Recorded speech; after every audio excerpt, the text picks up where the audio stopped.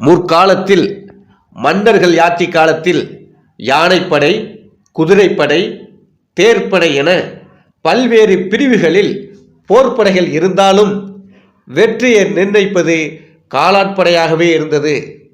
அதற்கு காரணம் காலாட்படையில்தான் உயிர் சேதம் அதிகம் காணப்பட்டது. ஆகவே போர் வீரர்கள் மன்னராட்சி காலத்தில் காலாட்படையில் பணியாற்ற தயங்கினார்கள். அப்படி இருந்த காலத்தில் காலாட்படையில் பணியாற்றி வீரத்துடன் போர் செய்வதே குலத்தொழிலாக செய்து வந்ததால் அவர்கள் மறவர்கள் என அழைக்கப்பட்டனர். ராமநாதபுரம் பகுதியே ஆதி காலத்தில் மறவர்கள் வாழ்ந்த பகுதியாகவும் சொல்லப்படுகிறது.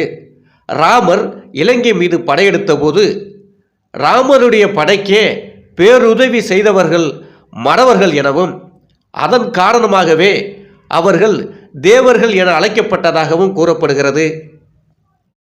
ராமநாதபுரம் பகுதியிலிருந்து தமிழ்நாடு முழுவதும் புலம்பெயர்ந்தவர்கள்தான் இப்போது வாழும் முக்குலத்தோர் எனப்படும் தேவர் சமுதாயத்தின் மறவர் பிரிவினர். மறவர்கள் எந்த பகுதியில் வாழ்ந்தாலும் தங்களின் தலைவர் என்னும் மரியாதையை மன்னர் சேதுபதிக்கு அளித்து வந்தனர் என்பதை மறப்பாட்டு என்னும் நூல் சொல்கிறது. சண்டையிடும் இனமாக மறவர்கள் இருந்தார்கள் என்று குல வம்சம் என்னும் நூல் சொல்கிறது. மறவர்கள் அதிகமாக வாழ்ந்ததால் 18ஆம் நூற்றாண்டில் ராமநாதபுரம் மறவர் சீமை என அழைக்கப்பட்டது.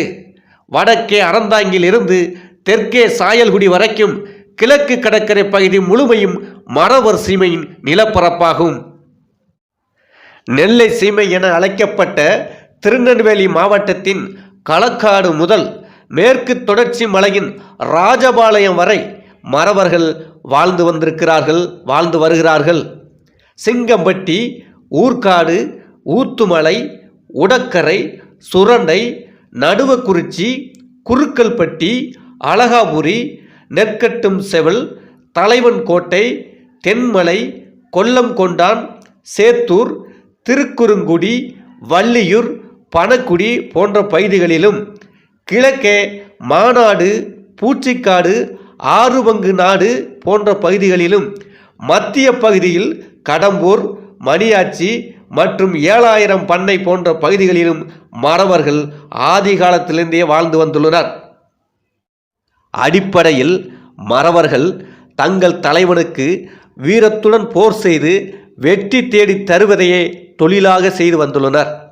தற்போதும் கொண்டையங்கோட்டை மறவர்கள், காரண மறவர்கள், புழுக்க மறவர்கள், செம்மநாட்டு மறவர்கள், கிளையில்லாத மறவர்கள் என்று பல பிரிவுகளாக தமிழகம் முழுவதும் பரவி வாழ்ந்து வருகிறார்கள்.